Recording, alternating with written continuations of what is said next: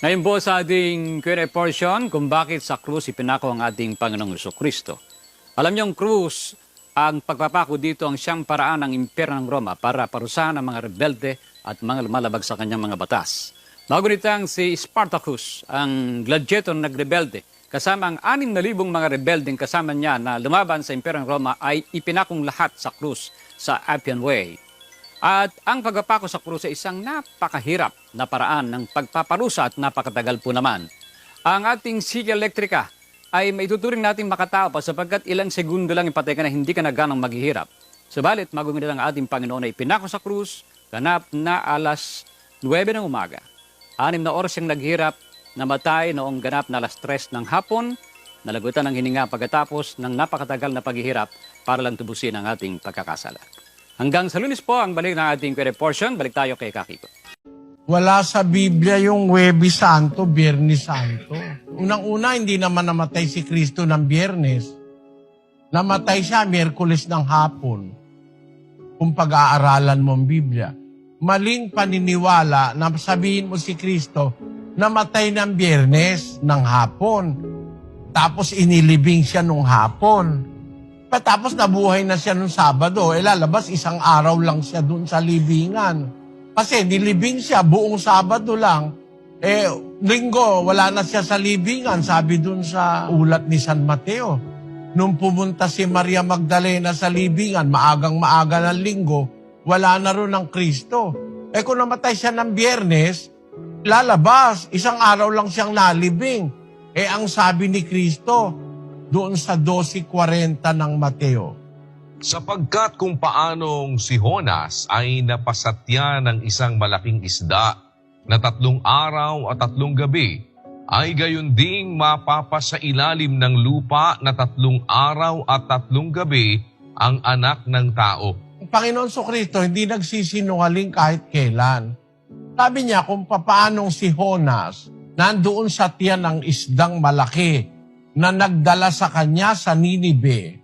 Ganon din ang wika, si Kristo mapapasa ilalim ng lupa 3 araw at 3 gabi. Kung namatay siya ng Biyernes, kaya nga Biyernes Santo ang tawag ng Katoliko, wala na siya nung linggo, lalabas isang araw lang siya at isang gabi sa libingan. 3 araw at 3 gabi ang sabi niya, mapapasa ilalim siya ng lupa. Kaya mali yung paniniwala na si Kristo'y namatay ng Biyernes. Hindi po totoo yon. Hindi siya namatay ng Biyernes. Bakit Biyernes Santo? Bakit Santo? Bakit yung ibang araw ba, diablo o masama? Bakit Biyernes Santo? At saka sa loob ng 1 taon, para bang 1 linggo lang ang Santo o ang banal na araw sa buhay natin. Ang nangyayari sa maraming tao wala ngang santo Walang santo sa araw-araw Bakit? Araw-araw may patayan, araw-araw may lasingan, araw-araw may holdapan, araw-araw may katiwali ang nangyayari.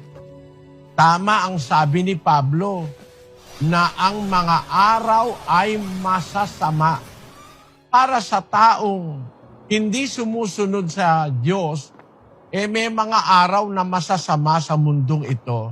Kaya pagka sumusunod ka, ang utos ng Diyos ganito, sa 5:16 ng Epeso, Na inyong samantalahin ang panahon sapagkat ang mga araw ay masasama.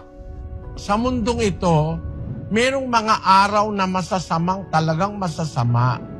Halos araw-araw. Kaya ang utos ng Diyos sa mga Kristiyano, doon sa unang Pedro, Kapitulo 3, versikulo 10, Sapagkat ang magnais umibig sa buhay at makakita ng mabubuting araw ay magpigil ng kanyang dila sa masama at ang kanyang mga labi ay huwag magsalita ng daya. ang sabi sa English dyan, kapatid na Daniel, For he that will love life and see good days, let him refrain his tongue from evil, and his lips that they speak no guile. he that will love life and see good days. Kasi sa mundong ito, ang mga araw na nakikita natin masasama. Puro araw-araw na lang mayroong mga bagay na nangyayaring masasama.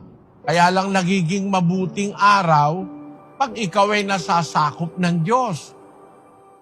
Yung nasa awit, Sapagkat isang araw sa iyong mga looban ay mabuti kaysa 1,000. Aking minagaling na maging tagatanod pinto sa bahay ng aking Diyos, kaysa tumahan sa mga tolda ng kasamaan. alang mabuti ang araw kung nasa ilalim ka ng kapangyarihan ng Diyos. Ang isang araw sa iyong looban, sa looban ng jurisdiksyon o pagkukupkup ng Diyos, mabuti kaysa 1,000 araw. 1,000 araw, ano yun eh? Kulang 3 taon yun eh. 1,000 araw, walang kwenta yun kung wala ka sa looban ng Diyos. Pero yung 1 araw, sa looban ng Diyos, mabuti yun kaysa sa 1,000. Ibig sabihin, sa mundong ito, talagang maraming araw na masasama na makikita ka. Kaya kung gusto mong makakita ng mabubuting araw, sabi ng Biblia, magpigil ka sa masama.